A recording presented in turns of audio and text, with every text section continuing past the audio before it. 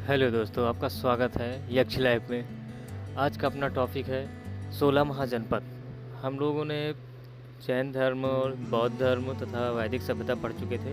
अब अवध शुरू होता तो उससे पहले हमने सोचा कि आपको 16 महाजनपद बता दिया जाए। ठीक है, तो हम आज बात करते हैं 16 महाजनपद की। कौन कौन से 16 महाजनपद थे? ठीक है, हम सबसे पहले जनपद की बात करते हैं काशी। ठीक है, काशी जिसकी क्या थी, जिसकी काशी की राजधानी थी वाराणसी। काशी की राजधानी क्या थी? वाराणसी। ठीक है, अब काशी की काशी के बारे में थोड़ा जान लेते हैं। ठीक है, जो काशी थी इसकी राजधानी वाराणसी थी। ये जो काशी था ये वरुणा तथा अस्सी नदी के किनारे, वरुणा और अस्सी नदी के बीच में स्थित था। ठीक है, वरुणा और अस्सी नदी के बीच में स्थित था। यहाँ का सर्वाधिक शक्तिशाली जो शासक था बृहदत्त था। मतलब शक्तिशाली शासक कौन था? बृहदत्त था।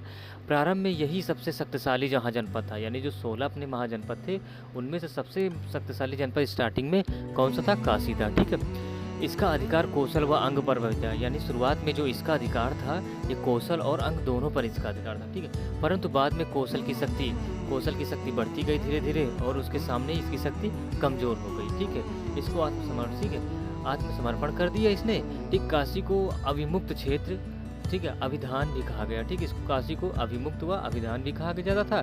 ठीक, अथर्ववेद में काशी के निवासियों का सर्वप्रथम जिक्र मिलता है। ठीक है, अगर हम बात करें अथर्ववेद में तो सर्वप्रथम किसका जिक्र मिलता है? काशी के निवासियों का सर्वप्रथम जिक्र मिलता है। ठीक है,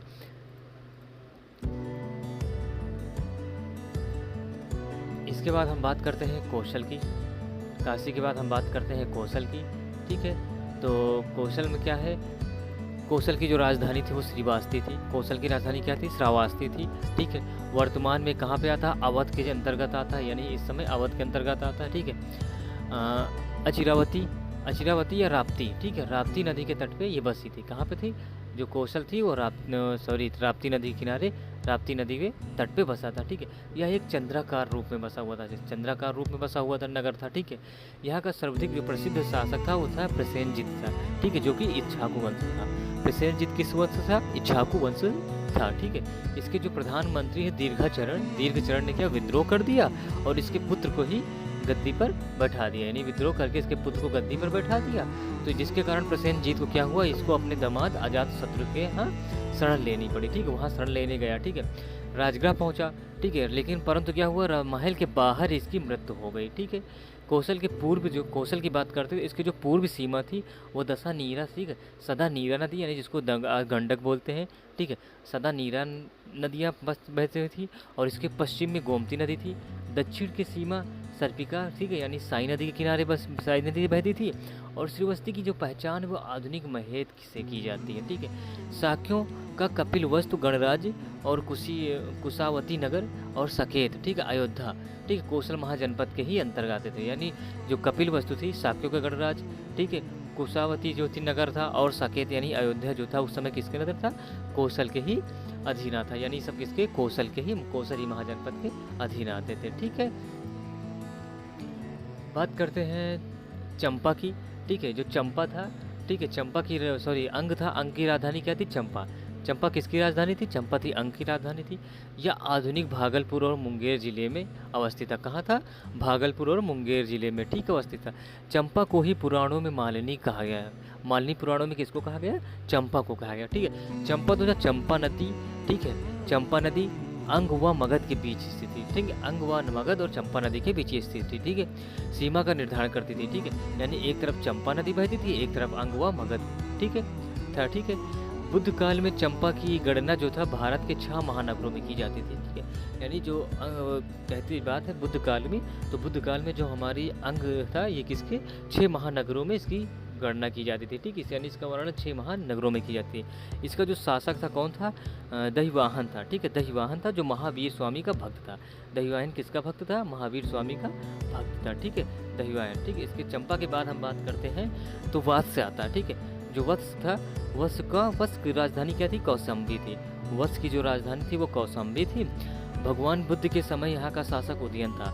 ठीक, उदयन था वो किसके? भगवान बुद्ध के समय का यहाँ का शासक उदयन था। ठीक है, जो कि पौरवंशी था। ये पुरजन हस्तिनापुर छोड़कर आए थे। कहाँ से आए थे? ये पुरजन हस्तिनापुर को छोड़कर आए थे। ठीक है, उदयन को अवंती शासक, ठीक है, प्रगोद ने बंदी बना लिया था।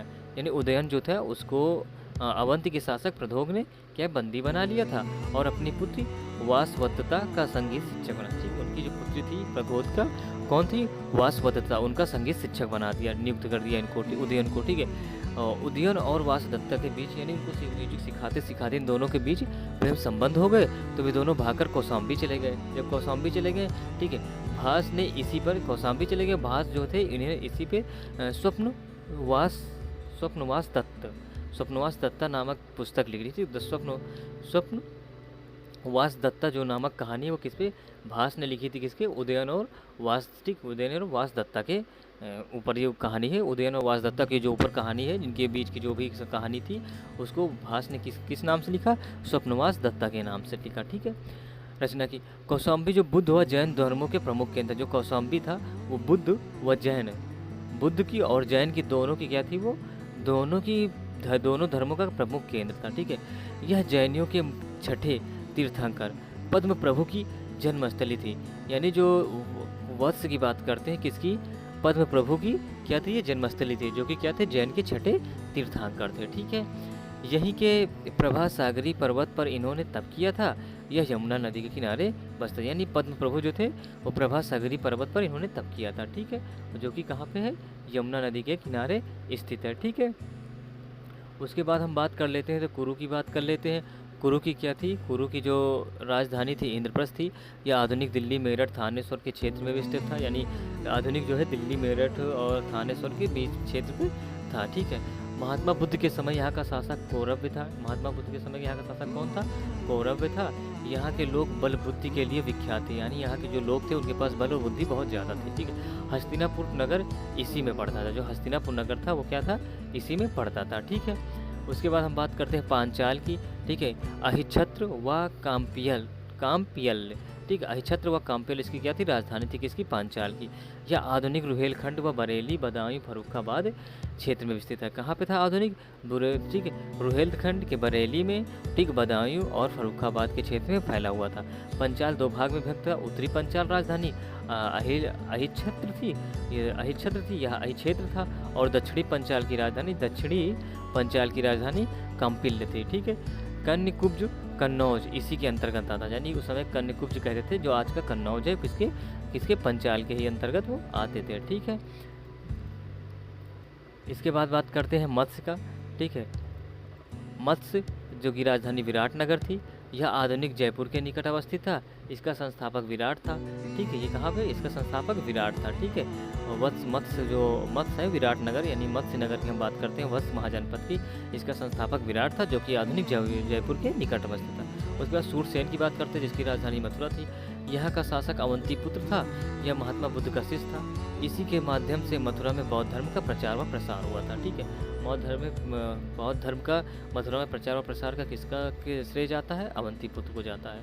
अस्मक की बात करते हैं, इसकी राजधानी पैठान या प्रतिष्ठान या पोतान या पोटिल थी, यानी सभी इसी के नाम है, अस्मक के। ठीक है, यह दक्षिण में स्थित एकमात्र महाजनपद था। यह गोदावरी नदी के तट पर स्थित था। किस नदी पे, ये गोदावरी नदी के तट पे अवस्थित था। ठीक है, यहाँ पर इक्ष्वाकु वंश के शासकों का शासन था। यहाँ पे किसके, इक्ष्वाकु वंश के शासकों का शासन था। कहाँ पे, अस्मक में। ठीक है, उसके बाद बात करते हैं अवंती की, या उसकी राजधानी उज्जैन या महिष्मती थी। अवंती की राजधानी क्या थी, उज्जैन या महिष्मती थी। यहाँ का जो शासक था चंडप्रगोद था, महासेन था। ठीक है, चंडप्रगोद महासेन था। यह राज्य दो भागों में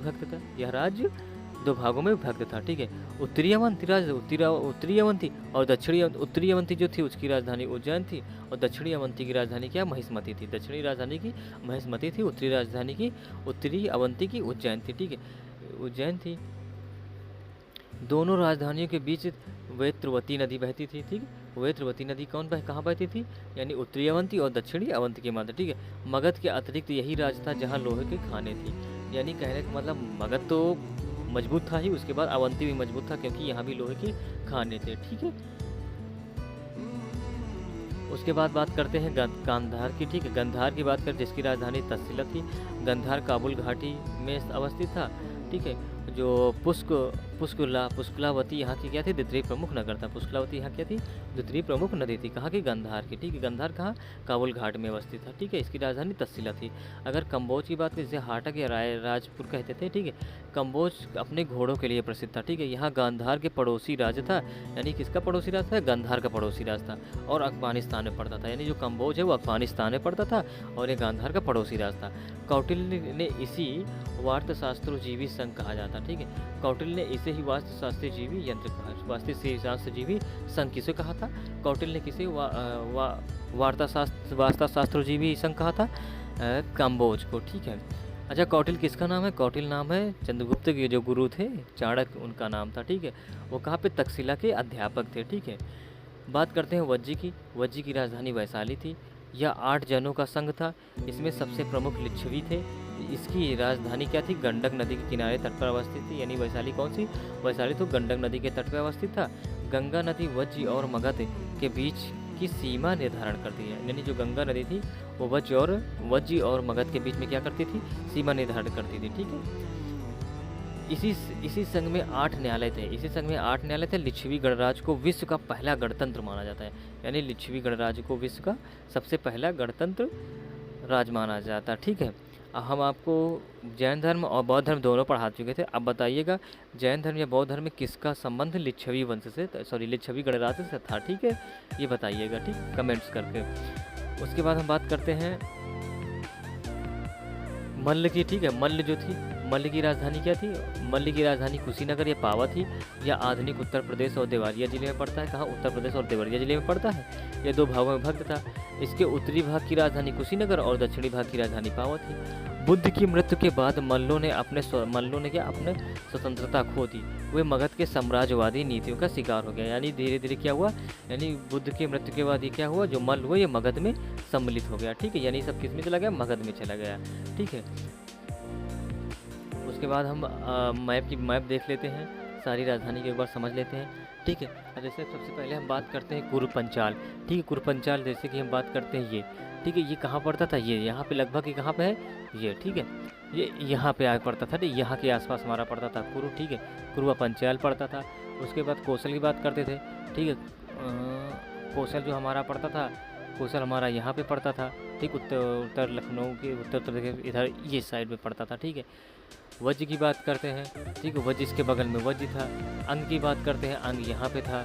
ठीक है, मगध की बात करते हैं, मगध ये था। ठीक है, ये अब यहाँ पे मगध था। काशी की बात करते हैं, यहाँ पे काशी था। ठीक है, चेदी की बात करते हैं, यहाँ के आसपास चेदी था। सूरसेन की बात करते हैं, सूरसेन यहाँ के आसपास था। ठीक है, और उसके बाद कांधार की बात करते हैं, कांधार हमारा कहाँ पे था, कांधार हमारा यहाँ पे था, यहाँ के आसपास था। ठीक है, आज का पाकिस्तान आज का अफगानिस्तान में पड़ जाता है, यहाँ पे आसपास था। ठीक है, ये यहाँ के आसपास था। और कम्बोज की बात करते हैं, कम्बोज यहाँ के आसपास था। ठीक है, और जो आस्तक की बात करते हैं, ठीक है, ये दक्षिण गोदावरी नदी के पास एकता था। ये कहाँ पे, ये लगभग यहाँ के आसपास था, कुछ महाराष्ट्र, रायपुर वगैरह इसमें था। ठीक है, ये हमारी राजधानी। तो ठीक है दोस्तों, आज के लिए इतना ही। मिलते हैं आपको नेक्स्ट वीडियो में नए टॉपिक के साथ। अगला जो वीडियो हमारा रहेगा वो रहेगा मगध से ही। ठीक है, क्योंकि हमने 16 महाजनपद पढ़ लिया, अब मगध पढ़ने में ज़्यादा प्रॉब्लम नहीं होगी, इसलिए हम मगध समझ जाएंगे। ठीक है, तो थैंक यू दोस्तों, कल फिर मिलते हैं 9 बजे सेम टाइम पे।